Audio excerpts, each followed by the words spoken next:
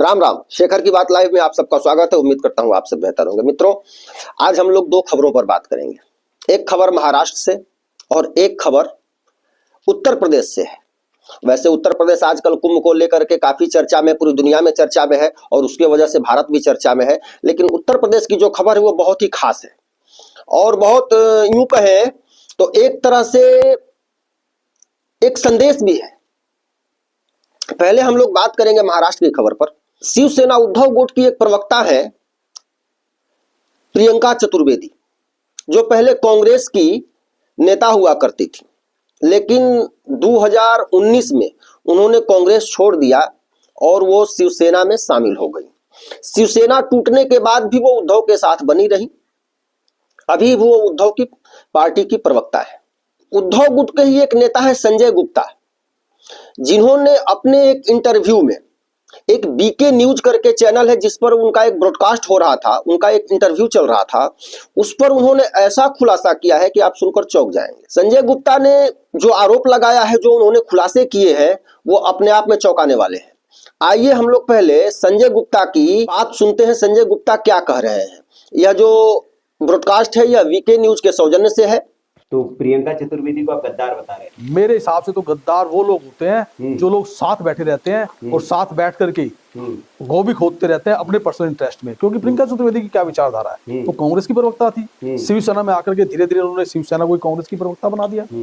आप बताइए। एक आरोप भी लगे थे पिछले दिनों उन पर, शीतल म्हात्रे है वहाँ की एक प्रवक्ता है महाराष्ट्र की, उन्होंने आरोप लगाए थे कि ये तो भाई वो गुलाबी ठंड में कहीं गई थी और फिर राज्यसभा की सीट मिल गई इनको विदेश में। हाँ, इस तरह की बातचीत भी बहुत लोग होते हैं। लोग कहते नहीं है, हमारी पार्टी के लोग शर्म करते हैं कि इनके इसका चरित्र किस तरह का या इसकी बात किस तरह की है। प्रियंका चतुर्वेदी की अपनी कोई विचारधारा नहीं है। और मैंने तो अभी आपके चैनल से पहले एक दूसरे चैनल पे भी मैंने इस बात को बोला कि सबसे बड़ी गद्दार प्रियंका चतुर्वेदी है। तो ये और हमारी पार्टी के सभी जितने भी नेता हैं, सबने इस बात को सपोर्ट किया। हाँ, यही है गद्दार। किसी ने भी एक भी मेरे को ये नहीं कहा, एक भी नेता ने कि यार संजय जी आपने गलत बोला। तो ये आपकी बात फिर उद्धव जी आदित्य जी क्यों नहीं सुनते हैं? लोग पहुंचने नहीं देते उन तक बात, या फिर ये उनके कंट्रोल में कुछ ज्यादा है। मतलब अब कई बार होता है कि जो लोग खास होते हैं, बहुत से लोग ऐसे होते हैं जिनकी पहुंच बेडरूम तक होती है। बेडरूम से कहने का ताल्लुक ये होता है कि घरेलू संबंध होते हैं। अच्छा। जब घरेलू संबंध ज्यादा ताल्लुक अच्छे होते हैं तो उनकी पहुंच घर के अंदर होती है और वो जब मर्जी घर में आ सकते हैं, जा सकते हैं। और जब ऐसा होता है तो फिर उनकी बातों को ज्यादा सुना जाता है और वो उनकी बातों को आजकल कुछ ज्यादा सुन रहे हैं। तो उनके बातों को ज्यादा सुनने के कारण ही तो हमारी पार्टी के 80% लोग शिंदे जी के साथ चले गए। और क्या कारण है? तो प्रियंका चतुर्वेदी तो कहती है कि गद्दार शिंदे हैं। नहीं, गद्दार शिंदे नहीं है। शिंदे तो बागी है। बागी वो होते हैं जो, सुना है आपने, संजय गुप्ता यह कह रहे हैं और उनका कहना भी कुछ हद तक इसलिए तर्कसंगत लगता है कि जो आदमी प्रियंका चतुर्वेदी ने 17 अप्रैल 2019 को कांग्रेस छोड़ा था और 19 अप्रैल 2019 को, यानी 2 दिन बाद ही वो उद्धव गुट में शिवसेना में शामिल हो गई। प्रियंका चतुर्वेदी ने कांग्रेस छोड़ने से पहले कांग्रेस पर गंभीर आरोप लगाए थे। 2 दिन पहले उन्होंने आरोप लगाना शुरू किया और 17 अप्रैल 2019 को उन्होंने कांग्रेस छोड़ दिया या निकाल दिया गया। जो भी हुआ, वो दोनों स्थिति थी, छोड़ती और उनको निकाला भी जाता, चूंकि इस तरह की बात वो कर रही थी, ऐसा आरोप लगा रही थी। और उसके बाद 2 ही दिन के बाद 19 अप्रैल को वो शिवसेना में शामिल हो जाती हैं। तो सवाल तो उठेंगे भाई कि आपकी पहले से सेटिंग रही है।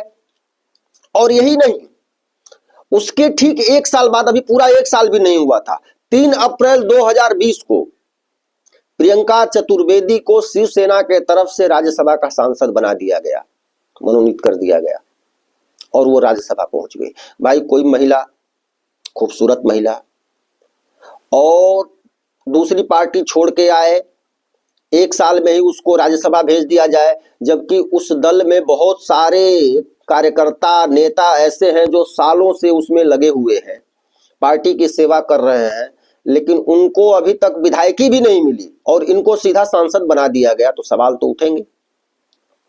जिस तरह से संजय गुप्ता ने, आपने सुना कि जिसकी पहुंच बेडरूम तक होती है उनको कुछ भी मिल जाता है, जिस तरह का आरोप संजय गुप्ता लगा रहे हैं, यह बहुत संवेदनशील आरोप है। प्रियंका चतुर्वेदी का संबंध जो है उद्धव के साथ अच्छा है, यह तो माननी पड़ेगी। अगर अच्छा संबंध नहीं होता तो 1 साल के अंदर ही उनको राज्यसभा नहीं भेजा जाता।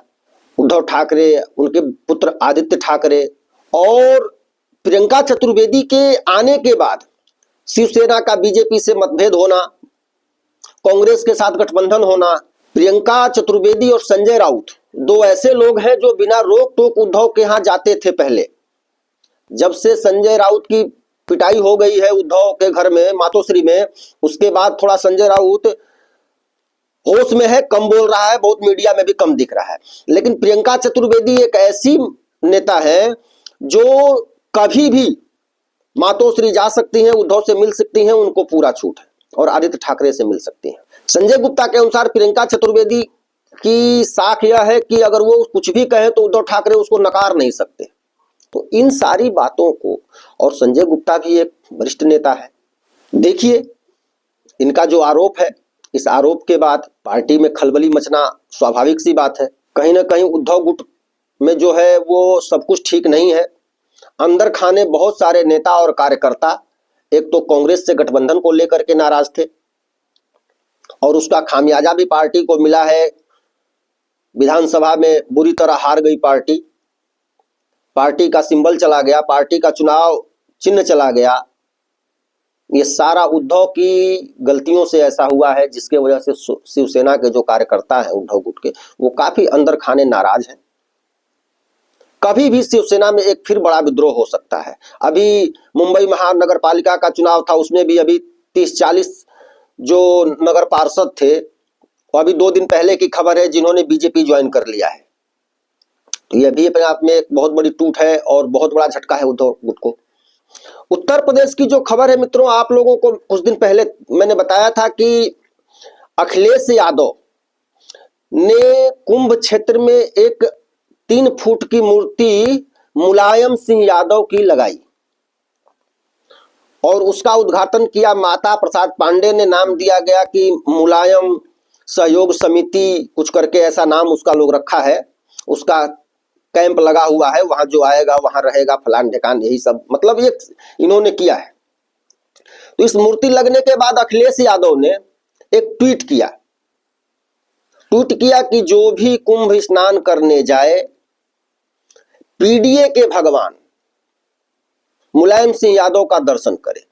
अखिलेश यादव ने ट्वीट किया था, इसको ट्वीट आप देख रहे हैं।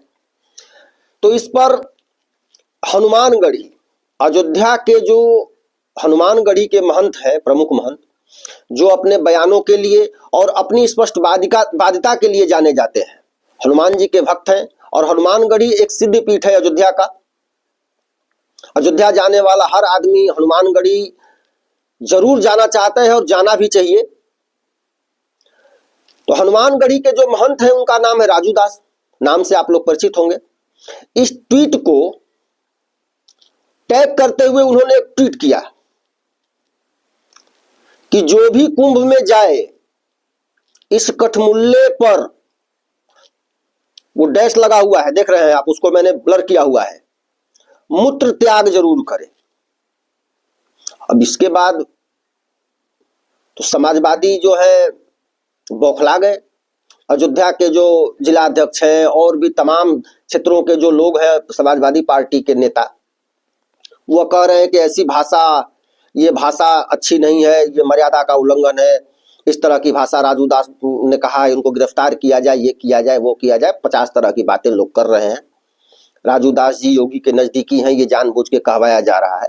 जानबूझ के कहवाया जा रहा हो या राजू दास ने अपने मन से कहा हो, लेकिन मेरी समझ से राजू दास ने सही बात कही है। जो हिंदुओं का हत्यारा हो, जिसने निहत्थे कारसेवकों पर गोली चलवाई हो, सैकड़ों कारसेवकों को मार डाला हो, वह भगवान कैसे हो सकता है? और उसका दर्शन करने हिंदू अगर जाए तो उससे बड़ा महामूर्ख, उससे बड़ा हिंदू द्रोही कोई हो नहीं सकता। और जो हिंदू हंता हो, इसी अदमुल्ले को भगवान कह देना, यह अखिलेश यादव तुम्हारे लिए और तुम्हारे कुछ चमचों के लिए हो सकता है। देश के हिंदू इसको भगवान नहीं मान सकते। भगवान तो हमारे राम है, कृष्ण है, हनुमान है, शिव है, ब्रह्मा है, देवी है, दुर्गा है। ये कठमुल्ला, ये जो यदमुल्ला है, ये हिंदू हंता, ये रामद्रोही मुलायम सिंह यादव कब से भगवान हो गया? और जिन समाजवादी नेताओं को राजू दास की बात से दिक्कत है, उन्हें तकलीफ पहुंच रही है, उन्हें तो डूब के मर जाना चाहिए जाकर के चुल्लू भर पानी में कि अरे बेशर्मो, तुम दलगत राजनीति में, चमचई में इतने ज्यादा अंधे हो गए हो कि तुम किसी को कोई भगवान घोषित कर दे तो तुम उसको भगवान मान लो। तुम नहीं कह सकते, पार्टी में हो, दल में हो, कि भाई ये भगवान नहीं हो सकते, भगवान तो परमपिता परमेश्वर है, राम है, कृष्ण है, हनुमान जी हैं। ऐसे कहना ठीक नहीं है। यह सनातन का और हिंदुओं का अपमान है कि जो जिसको मन करे उसको भगवान घोषित कर दे। लेकिन राजू दास ने यह हिम्मत दिखाई तो तुम कम से कम कुछ कह नहीं सकते, उसका समर्थन नहीं कर सकते तो चुप रह जाते कि भाई ये राजू दास का और मुलायम का और हिंदुओं का मामला है। हिंदू जो अखिलेश ने कह दिया कि पीडीए के भगवान है, दर्शन करो, राजू दास ने कह दिया कि इस यदमुल्ले के ऊपर अगर कुंभ जाओ तो मूत्र त्याग जरूर करो, तो यह उनका मामला, हिंदू समझेगा दोनों में कौन सा सही है। और मुझे लगता है कि 99% हिंदू वहां जाने वाला मुलायम सिंह को एक हिंदू हंता के नजर से ही देखता है। राजू दास की बात का हर एक सनातनी को समर्थन करना चाहिए। राजू दास जी ने बिल्कुल सही कहा है, भाषा कुछ भी हो सकती है, और जो खुद ही अभद्र था, खुद ही गंदा था, जो हिंदुओं का अपराधी है, हिंदुओं को मारने वाला है, हिंदू हंता है, जिसकी कोई मर्यादा नहीं, उसके लिए भाषा की मर्यादा क्या रखनी।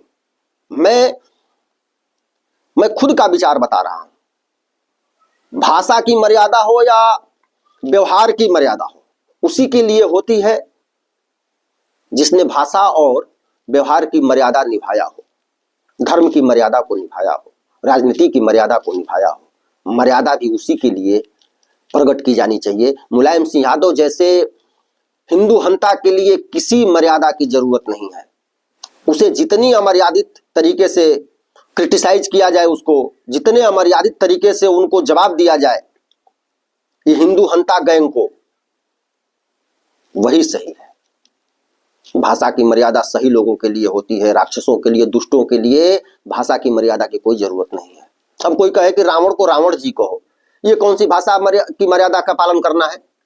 रावण था, रावण राक्षस था, रावण गंदा था तो रावण को गंदा कहेंगे, मुलायम सिंह गंदा था तो गंदा कहेंगे। दोनों खबरों को हमने देखा। मित्रों, एक निवेदन है, चैनल को आप लोग सब्सक्राइब करें, वीडियो को लाइक और शेयर कर दें, और राष्ट्रवादी और धर्म के लिए जो लोग लड़ रहे हैं उनका समर्थन आप जिस प्रकार से भी हो, जो संभव हो आपसे, वो जरूर करते रहें। चैनल को भी सब्सक्राइब करें। बहुत बहुत धन्यवाद। जय हिंद, वंदे मातरम।